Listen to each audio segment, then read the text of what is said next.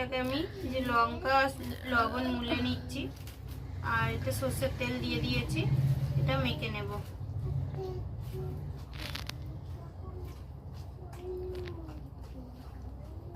আর যে ভিন্ডি মাখা আর হচ্ছে আলু মাখা আর হচ্ছে বেগুন পুড়িয়েছিলাম, বেগুনটাকে মাখবো। তো আমার হয়ে গেছে ভিন্ডি মাখা। লবণ নেব,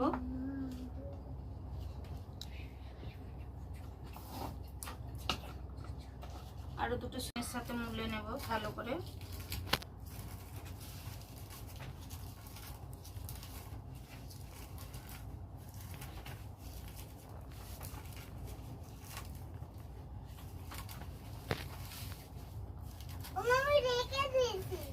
এটা বেগুনের ইয়েতে দিয়ে দেবো।